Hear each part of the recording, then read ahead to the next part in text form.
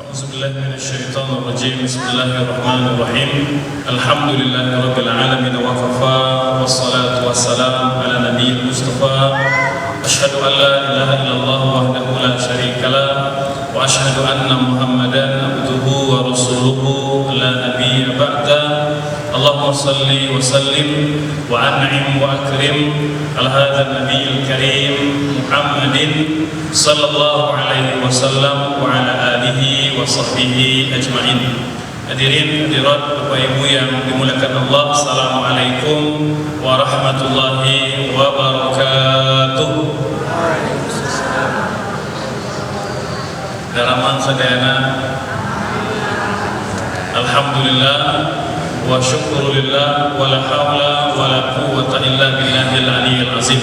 Kita bersyukur kepada Allah pada sore ini dengan izin dan taufik darinya kita bisa bermajelis kembali dalam rangka thalabul ilmi, dan insyaallah tema yang akan kita bawakan pada sore ini seputar ibadah yang mulia yang insyaallah akan kita laksanakan nanti di bulan Zulhijjah, yaitu tentang ibadah kurban.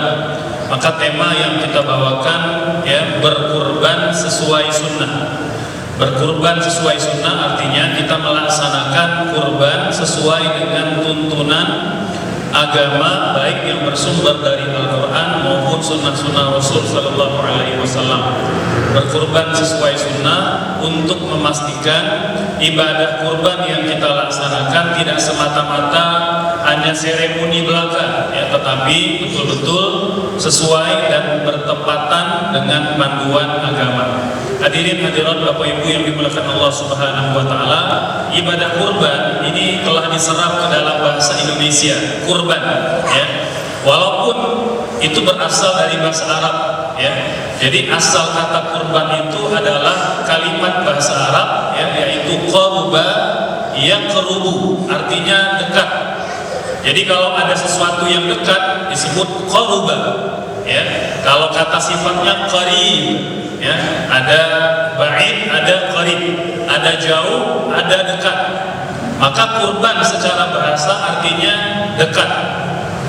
Yang kedua, secara istilah ya, bahwa kurban ini diuraikan oleh Syekh Said Sabiq dalam kitab beliau Fiqhus Sunnah. Ismun adalah sebuah istilah, sebuah nama, lima yuzbah ya, untuk hewan yang disembelih ya, minal ibili wal baqari wal ghanami, baik yang berupa unta atau yang berupa sapi atau yang berupa kambing. Jadi istilah atau nama yang diberikan untuk hewan ternak yang disembelih, baik berupa unta, sapi atau kambing. Kapan disembelihnya?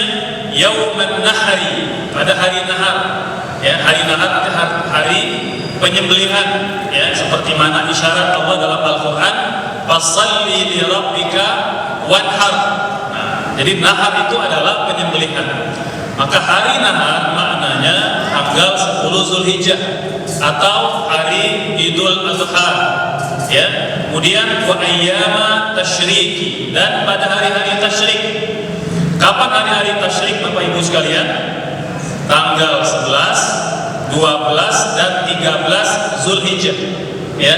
Dalam rangka apa hewan-hewan ternak ini kita sembelih, kita kurbankan? Taqarruban ilallahi azza wa jalla, dalam rangka bertaqarrub, beribadah, mendekatkan diri kepada Allah Subhanahu wa taala. Karena Bapak Ibu sekalian, dosa kemaksiatan yang dilakukan seorang hamba, satu itu menjadikan noda hitam dalam hati kita. Kalau dia banyak maka dia berkarat. Orang yang hatinya berkarat sulit mendapat hidayah, sulit dinasehati, tidak mudah tersentuh dengan bacaan Al-Quran, tidak tergerak dengan hadis-hadis Nabi. Itu hati yang berkarat. Itu konsekuensi dari perbuatan dosa. Yang kedua, dosa itu membuat kita dengan Allah menjadi berjarak. Padahal Allah itu mengatakan dia dekat bersama dengan orang-orang yang beriman, bahkan lebih dekat daripada pangkal atau urat di pangkal tenggorokan kita ya. Orang-orang yang beriman dekat dengan Allah artinya dia dibersamai, ditolong, didengarkan doa-doanya, dikabulkan permintaannya, itu orang-orang yang beriman. Tapi dosa yang dilakukan oleh umat manusia itu selain membuat noda hitam di hati, membuat ada jarak kita dengan Allah. Maka ibadah kurban itu dimaksudkan dalam rangka taqarruban, upaya PDKT kita kembali kepada Allah, untuk dekat-dekat lagi gitu. Ya. Nah ini hadirin Bapak Ibu sekalian, makna kurban secara bahasa dan secara istilah. Yang kedua, ibadah kurban merupakan ibadah yang disyariatkan, merupakan ibadah yang disyariatkan di dalam agama kita. Ya, di antara dalil atau sandaran yang digunakan oleh para ulama, yang pertama adalah Al-Quran, dan yang kedua adalah As-Sunnah. Ya, yang dari Al-Quran maka perintah berkurban itu ada di antaranya pada surah Al-Kautsar ayat 1 sampai ayat 3. Udah pada hafal ayatnya karena pendek.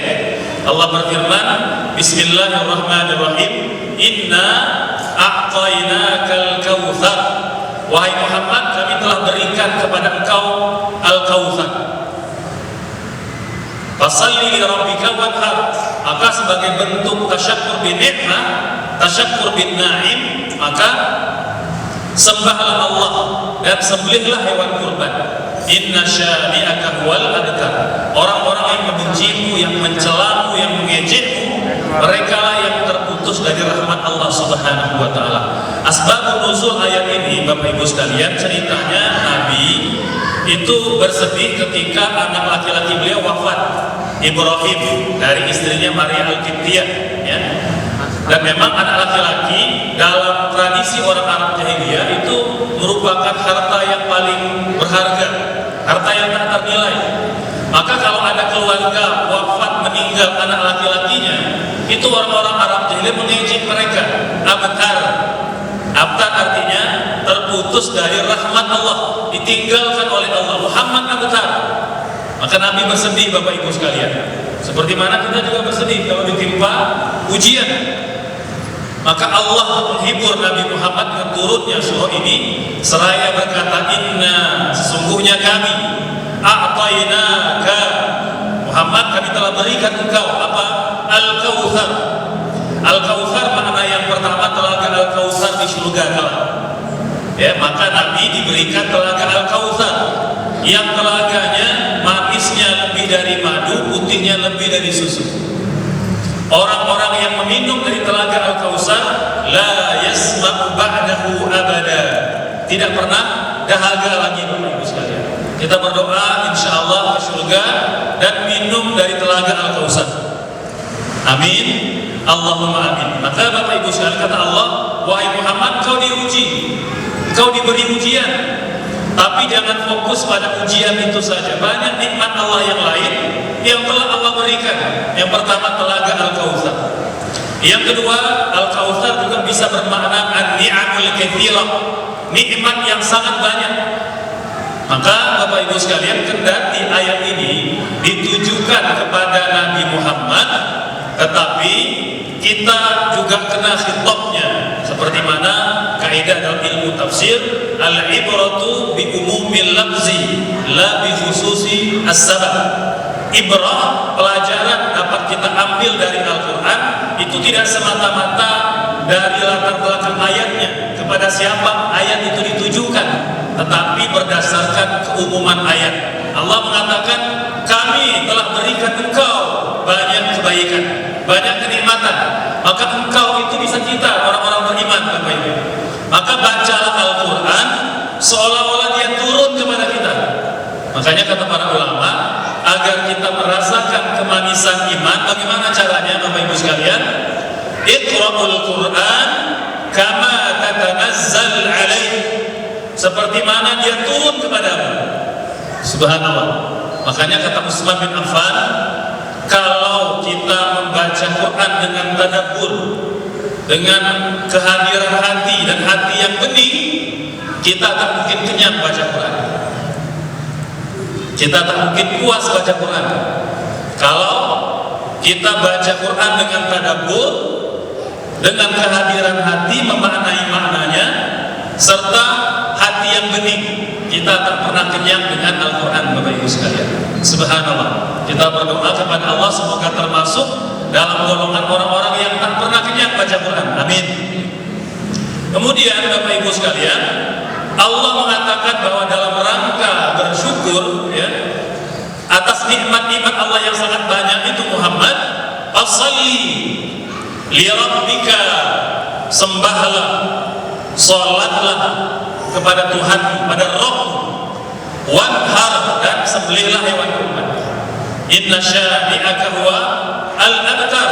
Mereka Muhammad yang mengatakanmu abtar, yang mencelamu, yang mengejekmu, mereka lah yang abtar sebenarnya, karena mereka tidak mendapat hidayah dari Allah Subhanahu wa Ta'ala, tak mendapat petunjuk Islam, Bapak Ibu sekalian. Nah, ini dasar dari Al-Quran ya. Dasar dari hadis misalnya kita bisa baca di antaranya penjelasan para sahabat bahwa Nabi setiap tahun berkurban ya, itu dengan kambing yang bertanduk dan kambing yang gemuk serta sehat. Nah, ini dalil dari hadis Nabi terkait dengan ibadah kurban ya. Selanjutnya Bapak Ibu sekalian, kendati ulama bersepakat bahwa kurban itu disyariatkan, tapi ulama berbeda pendapat terkait dengan hukumnya. Apa hukum berkurban itu? Apakah wajib bagi orang-orang kaya sehingga berdosa kalau mereka tidak berkurban, atau sunnah walaupun mereka kaya tidak berkurban mereka tidak berdosa?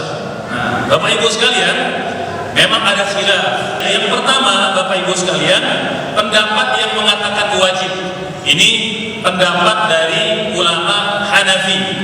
Artinya orang yang kaya tapi tidak berkurban, orang yang berkelapangan tapi tidak berkurban, dia berdosa. Itu definisi wajib. Dalilnya adalah antaranya hadis dari Rasulullah SAW dari sahabat Abu Hurairah ya. Beliau mengatakan, Nabi bersabda, man wajada sa'atan, barang siapa diberi kelapangan oleh Allah, walam yudhi, dan dia tidak berkurban, fala yakribanna musalla, jangan dekat-dekat dengan musalla kami. Nabi melarang Bapak Ibu orang yang tidak kurban untuk ke masjid. Maka ulama Hanafi menyimpulkan ini dalil ya tentang wajibnya berkurban. Gitu. Nah, pendapat yang kedua, ini pendapat jumhur ulama ya, Maliki, Syafi'i maupun Hambali, mengatakan kurban tidak wajib tapi sunnah muakkadah. Apa itu sunnah muakkadah, Bapak Ibu sekalian? Sunnah yang utama, berpahala jika dikerjakan, tidak berdosa jika ditinggalkan, namun dia tercela. Karena sejatinya orang yang diberi nikmat ya mereka bersyukur kepada Allah dengan cara beribadah dan berkurban, menyembelih hewan pada Idul Adha dan hari-hari tasyrik. Nah, apa dalil yang digunakan atau yang menjadi sandaran jumhur mayoritas para ulama mengapa mereka berbeda dengan Imam Abu Hanifah dan ulama Hanafi yang mengatakan wajib? Nah, Bapak Ibu sekalian, dalil yang menjadi sandaran adalah hadis dari Ummu Salamah, hadis yang sahih dirawikan oleh Imam Muslim, Abu Dawud, Tirmidzi, Nasai, dan Ibnu Majah oleh perawi hadis kecuali Imam Bukhari ya. Jadi Nabi bersabda, idza ra'aitum hilal Zulhijjah, kalau kalian telah melihat hilal bulan Zulhijjah, artinya maghrib ya tanggal 1 Zulhijjah, kalau kalian sudah melihat atau dikabarkan telah masuk tanggal 1 Zulhijjah, wa arada ahadukum ayyudhi, dan pada tahun itu dia mau berkurban, fala yamsikanna, maka hendaknya dia tidak memotong ya min sya'rihi wa azharihi syai'an hatta yudhi ya. Jadi hendaknya mulai malam itu 1 Zulhijjah dia tidak memotong rambut di kepalanya dan kukunya sampai hewan kurbannya disembelih. Ustaz, dari sudut mana ulama jumhur menyimpulkan hadis ini tentang dalil kurban itu sunnah muakkadah tidak wajib? Nah, ada taklimnya Bapak Ibu. Ada penjelasan dalam hadis Nabi tadi.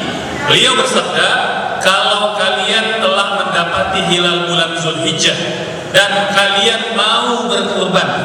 Jadi ada kalimat mau berkurban. Maka kalimat mau berkurban kata para ulama ibadah yang ada ta'liq bil iradah, yang digantungkan kepada keinginan seseorang, artinya itu tidak wajib. Karena kalau memang wajib tidak mungkin dia digantungkan kepada semata-mata keinginan. Artinya kalau yang tidak mau berkurban ya tidak apa-apa potong rambut atau potong kuku. Tapi yang mau berkurban maka tidak memotong rambut dan tidak memotong kuku sampai kapan? Sampai hewan kurbannya disembelih. Nah ini Bapak Ibu sekalian, perbedaan serta dalil yang menjadi sandaran di kalangan para ulama. Ya, tapi ada titik persamaan bahwa ulama sepakat mengatakan bahwa mereka yang diberi kelapangan, diberikan banyak kemudahan tapi tidak berkurban, mereka tercela dalam pandangan Allah Subhanahu wa Ta'ala. Maka Bapak Ibu sekalian, yang Allah berikan kelapangan, kemudahan, berkurbanlah. Dan kita doakan semoga hari ini yang hadir dalam majelis ilmu Allah mudahkan berkurban insyaallah. Ya. Baik, berikutnya Bapak Ibu sekalian, apa hikmah kita berkurban? Ya, apa pelajaran ibrah yang dapat kita ambil dari ibadah kurban ini? Ada banyak Bapak Ibu sekalian hikmah yang dapat kita petik. Setidaknya ulama menghimpun 5 perkara, 5 hikmah berkurban, 5 pelajaran ibrah yang dapat kita ambil dari ibadah Al-Quran, dari ibadah kurban. Yang pertama, bahwa berkurban menjalankan perintah Allah Subhanahu wa Ta'ala. Fasalli li rabbika wanhar. Ya, apabila kita sudah banyak menerima nikmat dari Allah, nikmat usia, nikmat sehat, nikmat keluarga, pasangan, anak-anak, sahabat yang soleh soleha, ya, komunitas yang baik, tetangga yang baik, mudah datang ke majelis ilmu, mudah berbuat ketaatan, itu nikmat Bapak Ibu sekalian. Kata Allah, fasalli li rabbika wanhar, maka sembahlah Allah dan sembelihlah hewan kurban. Maka orang yang berkurban menjalankan perintah Allah. Ya. Yang kedua, Bapak Ibu sekalian, berkurban mengamalkan sunnah Nabi yang mulia Muhammad Sallallahu Alaihi Wasallam. Nabi Bapak Ibu sekalian dikatakan oleh para sahabat tak pernah meninggalkan kurban barang sekalipun. Setiap tahun Nabi berkurban. Nah ini menunjukkan bahwa memang kurban itu merupakan ibadah yang istimewa, karena tidak mungkin Nabi melakukannya jika amalan itu tidak istimewa. Yang ketiga, berkurban adalah amalan yang paling afdal dikerjakan pada tanggal 10 Zulhijjah dan umumnya pada awal bulan Zulhijjah. Ya, Nabi bersabda, tidak ada amalan yang dikerjakan seorang anak Adam ya pada hari nahar yang lebih Allah cintai min ihraqid dam, daripada menumpahkan darah, artinya menyembelih hewan kurban. Kita kerap Bapak Ibu bertanya, apa amalan yang paling utama? Apa amalan yang paling afdal? Maka berkurbanlah yang paling afdal dikerjakan pada hari nahar. Yang keempat Bapak Ibu sekalian, setiap tetes darah hewan yang kita kurbankan, helai rambut dan bulu hewan kurban dan tanduknya kelak pada hari kiamat bersaksi di hadapan Allah kebaikan orang yang berkurban. Subhanallah. Maka bisa dibayangkan Bapak Ibu ada ratusan juta ya, itu helaian bulu hewan ternak yang kita sembelih yang kelak menjadi saksi kebaikan kita di hadapan Allah Subhanahu wa Ta'ala. Yang kelima, hikmah yang dapat kita ambil adalah dengan berkurban kita meningkatkan kepekaan dan kepedulian terhadap kaum muslimin yang boleh jadi tidak seberuntung kita. Kita Bapak Ibu sekalian mungkin masih kebeli ya daging kurban atau daging ternak itu mungkin seminggu sekali atau mungkin setiap hari. Tapi ada orang yang hanya bisa menikmati daging kurban itu mungkin setahun sekali saja. Ya, itu dari pemberian kaum muslimin yang berkurban. Maka dengan kita berkurban Bapak Ibu sekalian, ada banyak orang-orang yang ikut merasakan manfaat hewan kurban yang kita sembelih. Selanjutnya, Bapak Ibu sekalian, kita akan jelaskan tentang waktu pelaksanaan kurban. Kapankah kurban ini kita laksanakan? Apakah boleh setiap waktu, boleh kapan saja, atau ada waktu-waktu tertentu? Nah, Bapak Ibu sekalian, bahwa dalam melaksanakan ibadah kurban ini sudah ada ketentuannya, sudah ada SOP-nya, ya, yang disimpulkan oleh para ulama tentunya berdasarkan Al-Quran dan hadis-hadis Nabi. Ya, maka ada dua hal Bapak Ibu sekalian kita perlu tahu. Yang pertama, waktu yang terbaik. Kapan waktu yang terbaik kita menyembelih hewan kurban? Waktu yang terbaik adalah pada tanggal 10 Zulhijjah, yaitu hari Nahar. Kurban boleh dikerjakan sejak tanggal 10 sampai tanggal 13 Zulhijjah, ya, sampai hari Tasyrik. Tapi waktu yang paling utama tanggal 10. Nah, jadi kalau kita mau berkurban, Bapak Ibu yang mau berkurban tahun ini, pilih tanggal 10. Ya, kapan kita menyembelih? Sebelum sholat Id atau setelah sholat Id? Setelah sholat Idul Adha. Bolehkah orang menyembelih hewan ternak sebelum Idul Adha? Boleh apa tidak Bapak Ibu sekalian? Boleh. Boleh menyembelih hewan ternak sebelum Idul Adha, tapi tidak namanya kurban, gitu ya. Tidak dinamakan kurban. Dia sembelihan biasa. Kalau mau dapat pahala kurban, disembelih setelah Idul Adha. Ustaz, bagaimana kalau seandainya di tempat saya tidak ada sholat Idul Adha? Bagaimana kita menyembelih hewan kurban? Maka pilih saja waktu yang umumnya masyarakat atau kaum muslimin sudah selesai sholat Id. Ya, mungkin di waktu duha jam 9, jam 10 itu boleh kita menyembelih kurban. Ya. Kemudian sampai berapa lama atau kapan waktu terakhir kita menyembelih kurban, Bapak Ibu sekalian? Sampai hari Tasyrik 11, 12, dan 13 Zulhijjah. Ya, tepatnya sebelum berganti hari. Ya, artinya pada asar kita masih boleh menyembelih hewan kurban, ya. Dan segera kita distribusikan, kita bagikan dagingnya kepada kaum muslimin, ya. Hadirin Bapak Ibu sekalian, demikian penjelasan dari sesi yang pertama dulu, ya. Kita menjelaskan dalam 2 sesi. Tadi kita sudah menjelaskan 5 subtopik tentang kurban, dari mulai makna kurban, ya, kemudian dalil syariatnya, hukum berkurban, hikmah, serta kapankah kita berkurban. Insya Allah sesi yang kedua kita akan jelaskan hal-hal yang berkaitan tentang teknis, dari mulai jenis hewan kurban, kriterianya, umurnya, ya, serta adab-adab dan sunnah-sunnah yang perlu dilaksanakan seorang mudhohi ketika akan berkurban. Ya. Demikian Bapak Ibu sekalian, semoga bermanfaat. Maka kita persilakan kalau ada pertanyaan dari Bapak Ibu para hadirin hadirat sekalian. Fadhol.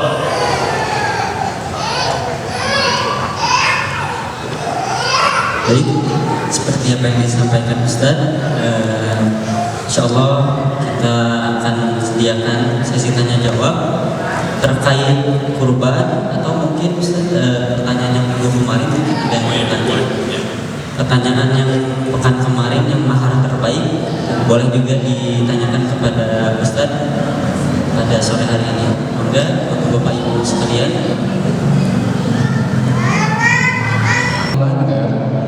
apa ada hukuman atau pidahnya, dan bagaimana pahala orang yang berkurban itu, apakah berkurang atau bagaimana? Pertanyaan kedua yang terkait minggu yang lalu, Pak Ustaz, kalau seandainya dari saudara kita ada yang murtad keluar karena menikah dengan orang lain yang beragama di luar Islam, sebagai keluarga yang perempuan, ya, dia menikah dengan laki-laki non muslim, ya. Terus kemudian dia murtad, terus sebagai keluarga bagaimana kita menyikapinya atau memutuskan dengan dia, kemudian dalam hal waris juga bagaimana? Itu aja Ustaz. Assalamualaikum warahmatullahi wabarakatuh. Waalaikumsalam warahmatullahi wabarakatuh. Baik, Bapak Ibu sekalian, yang pertama, di di antara adab dan sunnah-sunnah bagi mereka yang akan berkurban, gitu ya. Di antaranya adalah kalau dia berniat berkurban, mempersiapkan diri berkurban, maka sejak tanggal 1 Zulhijjah dia sunnah tidak memotong rambutnya dan tidak memotong kukunya. Ya, mudhohi saja, istrinya, anak-anaknya, keluarga tidak disunahkan, hanya pelaksana utama saja, walaupun keluarga, anak, istri dapat pahalanya. Ya. Nah, tapi pelaksana sunnah tidak memotong rambut dan tidak memotong kuku hanya suami saja. Ya. Nah, bagaimana kalau mereka yang tidak melaksanakan? Yang tidak melaksanakan, Bapak Ibu, tidak berdosa, tapi tentu berkurang pahalanya. Ya, berkurang pahalanya. Jadi kalau kita tidak punya uzur, ya kita tidak potong rambut. Atau kalau potong rambut sekarang waktunya, sebelum tanggal 1 Zulhijjah. Artinya kalau belum masuk 1 Zulhijjah masih boleh. Kita mau gundul juga boleh, tidak masalah. Nah, tapi kalau sudah tanggal 1 Zulhijjah, nah kita tidak lagi memotong apapun yang ada di kepala dan kuku. Bapak Ibu sekalian, sunnah ini juga termasuk orang yang baru berniat, belum ada uang untuk kurbannya, bahkan belum beli kurbannya, belum ada, baru niat aja, sudah berlaku sunnah itu, sudah berlaku. Ya, jadi nggak nunggu nanti harus kebeli, enggak. Yang penting niat dulu. Kalau sudah pasang niat, maka berlaku sunnah itu. Kalau nanti sampai hari terlaksana, alhamdulillah, maka niat dilipat gandakan karena niat sudah berpahala, dilaksanakan berlipat-lipat pahalanya. Ustaz, baru niat aja, nggak kesampaian ternyata pas hari H ada keperluan, misalnya ban dua-dua pecah itu misalnya, sementara perlu kendaraan, udah niatnya sudah tercatat, pahala sudah tercatat, Masya Allah. Nah begitu. Nah ini penting untuk kita paham bahwa sunnah tidak potong rambut dan tidak potong kuku, tidak nunggu kurbannya ada dulu, tidak nunggu uangnya ada dulu, kan? Yang penting niat. Ya, yang penting niat. Nah kalau sudah ada niat, berlaku sunnah tadi. Gitu. Ya. Yang kedua, bagaimana kalau ada anggota keluarga kita perempuan menikah dengan laki-laki non Muslim, lalu dia murtad ikut agama suaminya, ya memang murtad ini dosa besar, Bapak Ibu sekalian. Murtad itu dosa besar, bahkan termasuk haddun minal hudud, ya, perbuatan yang mendapat delik kejahatan, ada hukumannya dan berat, Bapak Ibu sekalian. Ya kalau dulu di masa Nabi orang murtad itu hukumannya hukum mati, Bapak Ibu sekalian. Nabi bersabda, man baddala dina faqtuluh. Orang yang mengganti agamanya, hukumannya hukum mati. Jadi berat konsekuensinya, ya. Nah, jadi kalau ada keluarga kita yang menikah dengan non Muslim, ya kita sebagai keluarga wajib mengingatkan, wajib menasihati, ya, karena pernikahan itu tidak sah dalam pandangan agama kita, ya, dan dia dianggap berzina jika kemudian tetap mempertahankan rumah tangga itu. Ya, nah ini Bapak Ibu sekalian terkait dengan warisan, terkait dengan pernikahan. Bagaimana dengan warisan? Warisan Bapak Ibu sekalian, kalau seseorang telah murtad, maka sepakat para ulama tanpa ada khilaf, dia tidak berhak mewarisi harta muslim. Dia tidak berhak mewarisi harta muslim. Nabi bersabda, la yarisul kafirul muslimah. Orang kafir non muslim tidak mewarisi harta muslim, gitu, ya. Tapi kalau sebaliknya ulama khilaf, ya, apakah kalau orang tua itu murtad, anak-anaknya Islam, apakah anak-anaknya mewarisi harta orang tua atau tidak? Ini ada khilaf. Sebagian mengatakan sama, muslim tidak mewarisi kafir, kafir tidak mewarisi muslim. Ini pendapat yang disepakati. Tapi ada pendapat yang kedua mengatakan bahwa orang kafir tidak mewarisi harta muslim, tapi muslim mewarisi harta orang kafir. Dalilnya, contoh dalam mazhab Hanafi, Nabi bersabda, al-Islamu ya'lu wa la yu'la alaih. Islam itu tinggi, unggul dan tidak bisa diungguli. Nah, sehingga dia boleh mewarisi, tidak boleh diwarisi. Begitu Bapak, ya. Wallahu a'lam. Bagi ibu-ibu ada pertanyaan lagi, bapak-bapak, Badan.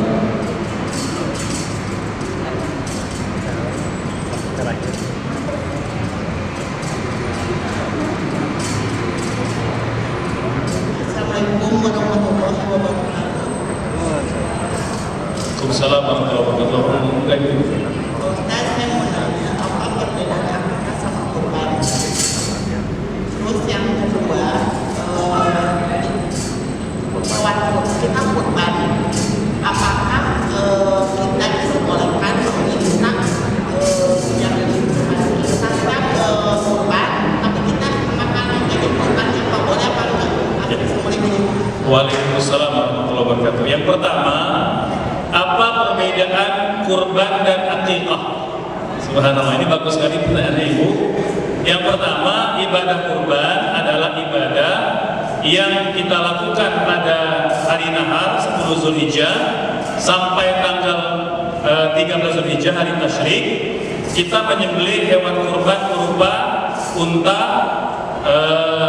sapi atau kambing dalam rangka takarrub kepada Allah Subhanahu wa taala. Jadi dia berkaitan dengan momen hari nahar dan bulan Zulhijjah, ya, terutama hari tasyrik. Wabil khusus mereka yang tidak ibadah haji. Kalau ibadah haji, mereka beribadah haji di tanah suci, tapi kita berkurban bagi mereka yang tidak berangkat haji, gitu ya. Dan kurban ini Bapak Ibu sekalian disunahkan kepada siapapun yang diberikan kelapangan, dan satu kurban itu sebenarnya pahalanya mencukupi sekeluarga. Jadi satu ekor kambing cukup pahalanya untuk satu keluarga. Tapi kalau kita mau lebih boleh, ya, mau 2 ekor, 3 ekor boleh. Nabi Bapak Ibu pernah berkurban sampai 200 ekor kambing. Ya, subhanallah. Itu Rasulullah, ya. Nah, Bapak Ibu sekalian, itu kurban. Dan kurban, ya, itu tidak boleh dilaksanakan selain tanggal 10, 11, 12 dan 13 Zulhijjah. Adapun akikah atau akikah dalam bahasa Indonesia, ini adalah hewan, ya, yang sunnah disembelih, ya, itu dengan momen kelahiran seorang anak, baik laki-laki atau perempuan. Dan sunnahnya itu berlaku pada orang tua bayi tadi. Kalau kurban kan siapapun, ya, siapapun itu boleh berkurban. Tapi akikah sunnahnya kepada orang tua bayi. Ini pendapat mayoritas para ulama. Sebagian ulama mengatakan tidak terbatas pada orang tua bayi, boleh pamannya, boleh bibinya, boleh kakeknya, boleh neneknya. Jadi boleh berkurban. Namun pendapat yang umum di kalangan para ulama, akikah itu dilaksanakan oleh orang tua bayi. Kalau satu orang anak laki-laki, akikahnya 2 ekor kambing yang terbaik. Kalau tidak bisa, cukup 1 ekor kambing. Anak perempuan 1 ekor kambing, gitu, sunnah, ya. Nabi bersabda, anak itu tergadai jiwanya sampai dia diakikahkan. Maksudnya tergadai Bapak Ibu, bayi itu tidak dapat memberi syafaat, pertolongan pada orang tuanya. Padahal anak-anak itu Bapak Ibu, Allah berikan mereka privilege. Anak-anak kita ini, ya, kalau nanti kelak mereka menjadi anak yang soleh, dia dapat menolong orang tuanya selamat dari siksa azab Allah Subhanahu wa taala. Maka di antara caranya kita mengakikahkan putra-putri kita. Ya, dan utamanya hari ke-7, kata Nabi, akikahkan anakmu pada hari ke-7, berikan nama, cukur rambutnya, timbang, bersedekahlah dengan seberat emas. Begitu, ya. Nah, jadi sunnahnya hari ke-7. Boleh nggak Ustaz akikah sebelum hari ke-7? Boleh. Hari pertama boleh, hari kedua boleh, hari ketiga kelahiran boleh. Namun sunnahnya hari ke-7. Ustaz hari ke-7 sibuk ngurus macam-macam gitu, ya. Bukan mungkin lahirnya di bidan atau di rumah sakit, nanti ada surat menyurat, akte kelahiran, mungkin nggak sempat, maka boleh setelah itu. Kata para ulama, tetap disunnahkan sampai anak itu masuk usia balik. Kalau dia sudah balik, ya, usia 15 tahun ke atas, sudah tidak disunnahkan lagi. Jadi akikah itu mayoritas kata para ulama dilaksanakan sejak dia lahir, paling utama hari ke-7, maksimalnya sebelum dia balik. Kalau sudah lewat, udah. Mungkin orang tua karena tidak mampu atau tidak cukup karena terbatas budgetnya, udah tidak perlu lagi menjadi beban, karena akikah Bapak Ibu tidak diwajibkan tapi disunnahkan. Ustaz, orang tua saya dulu belum sempat akikahkan saya, boleh nggak saya mengakikahkan diri saya sendiri? Bapak Ibu sekalian, Imam Malik mengatakan boleh. Boleh artinya ya tidak ditekankan, silakan, boleh, berpahala insya Allah. Tapi jangan memaksakan diri, karena hal itu bukan yang wajib. Makanya ulama yang lain umumnya mengatakan kalau sudah lewat atau kalau anak sudah usia balik, kita sudah usia balik, orang tua kita belum mengakikahkan kita sampai balik, maka orang tua kita dan kita tidak diperintahkan untuk mengakikahkan diri sendiri. Begitu ya. Nah, namun Bapak Ibu tadi catatannya kata Imam Malik, bagi yang mau berakikah untuk dirinya boleh, silakan. Ustaz, hewannya gimana? Sama dengan kurban. Boleh unta, boleh sapi, boleh kambing. Nah, nggak boleh selain itu. Jadi nggak boleh akikah dengan bebek misalnya. Sedekah boleh, bukan akikah. Ya, Bapak Ibu jelas. Begitu Ibu, semoga jelas. Ya. Tadi sudah terjemah ya? Sama memakan daging hewan. Ya, Bapak Ibu sekalian, kalau kurbannya kurban yang sunnah, yang biasa kita lakukan, tahun ini saya mau berkurban, nabung, udah, dia udah mau berkurban dan akhirnya berkurban, maka sunnah orang yang berkurban makan walaupun sedikit. Nabi bersabda dalam hadis yang sahih, kulu, makanlah sebagian kurbanmu, wa at'imu, beri makan orang lain, wa dakhiru, dan simpan sebagian. Nah, jadi boleh kita makan, ya, sunnah. Jadi walaupun ya kita tidak terlalu banyak ambilnya gitu ya, yang penting ya asal kita dapat memakan kurban itu disunnahkan. Kalau tidak mau makan tidak apa-apa, tapi sunnah makan walaupun sedikit. Tetapi kalau nazar, Bapak Ibu yang nazar kurban, contoh, apa itu nazar? Beribadah kalau tercapai hajat sesuatu. Kalau suami saya dapat pekerjaan ini, insya Allah saya nazar kurban kambing misalnya, maka dia wajib berkurban memenuhi nazarnya. Nah, daging kurban nazar, Bapak Ibu sekalian, tidak boleh dimakan oleh mudhani. Dia diberikan semuanya kepada kaum muslimin. Mengapa? Karena dia telah bernazar berkurban untuk Allah. Jadi kalau kurban sunnah, yang tidak nazar sunnah dimakan oleh mudhani. Tapi kalau mudhaninya bernazar dengan kurban, maka dia tidak boleh makan daging kurban itu walaupun sedikit. Ini pendapat jumhur mayoritas para ulama. Gitu Ibu. Bu-ibu ada lagi? Jika tidak ada, kita alihkan ke ikhwan.